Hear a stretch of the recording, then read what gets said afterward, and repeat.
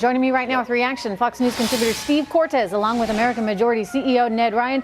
Good to have you both here. Steve, you're going to get first dibs here because you are live in Chicago with me. But what's your reaction to what we heard there with the president trying to explain health care, saying that Obamacare is virtually dead? Right. Well, first, welcome to Chicago, Trish. Thank you. We have a gorgeous October day. I'm assuming you came here to dig the Cubs out of the 0-2 deficit that they now face in the NLCS. But no, turning back to business and to politics. Obamacare is a disaster. The president's been emphatic on that.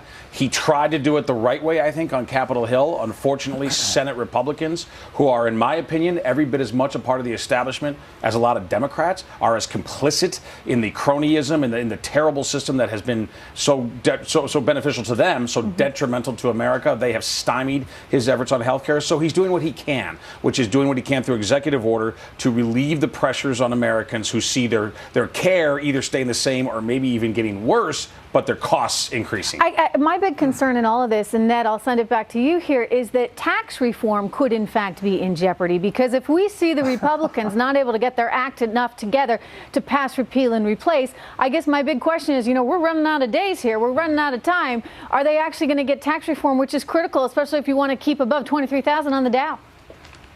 Well, since Republicans seem to have trouble organizing a one-car parade, I have to tell you, I'm a little cynical about whether tax reform is going to take place by Christmas. After the disaster of health care, it has caused me some concern. I will say this, Trish, it is in their hands. It is in Congress's hands if Republicans want to be in the majority in 2018. Donald Trump is not on the ballot in 2018. They are. Every member of the House, 30-some senators are on the ballot in 2018. It is their destiny to decide if they're coming back to the Senate in January of 2019.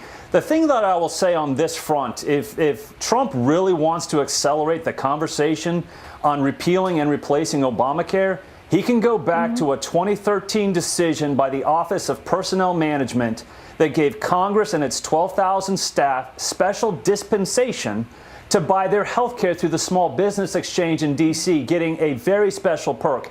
He reverses that rule, Trish. It exposes all of the congressional staff to the brutal realities of Obamacare. And guess what will happen every day with the staff coming into the congressional offices? They will be moaning and groaning to their members about the additional financial burden that the rest of us have been exposed to. They will then get exposed to. There are ways for him to make this happen.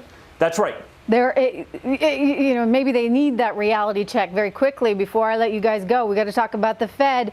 We heard 5 names in the running there. Who's your money on, Steve?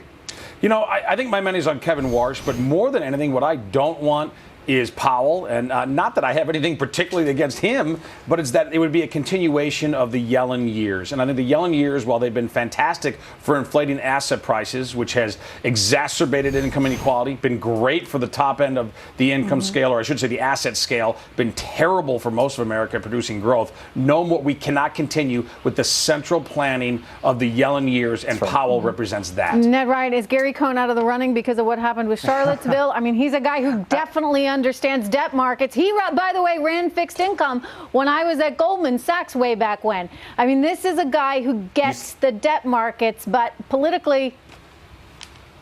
You stole my point. I think his comments on Charlottesville, I think he's on this list out of a certain amount of politeness. I have a hard time believing Gary Cohn will be the next chairman of the Federal Reserve because of his public break with Donald Trump over Charlottesville. So anybody but Gary Cohn, anybody but Janet Yellen. Let's look at the other 3. All right. Good to see you both. Thanks so much, Steve and Ned. And I love Chicago. You got a great town. Thank you. All right. Breaking news, everyone.